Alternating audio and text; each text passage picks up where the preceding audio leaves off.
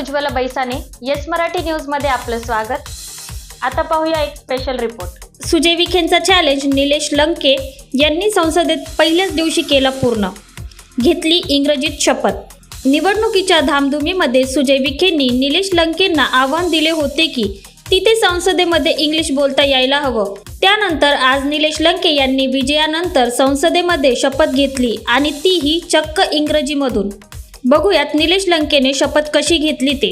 I, Nilesh Nyandev Lanke, having been elected a member of the House of the People, do swear in the name of God that I will bear true faith and allegiance to the Constitution of India as by law established, that I will uphold the sovereignty and integrity of India, and that I will faithfully discharge the duty upon which I am about to enter.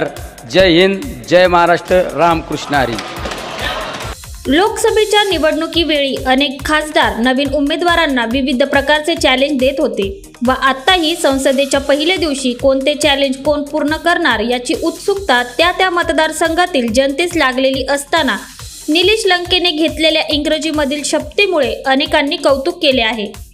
तर काहींच्या मते निलेश लंके यांनी सुजय विखे यांना पराभूत केल्यानंतर आज या निमित्ताने पुन्हा एकदा धोबीपछाड दिली आहे। संपादकीय येस मराठी न्यूज। अशा प्रकारच्या ताज्या घडामोडींसाठी येस मराठी न्यूज यूट्यूब चॅनलला लाईक करा, शेअर करा आणि सबस्क्राईब करा आणि बघत रहा येस मराठी न्यूज।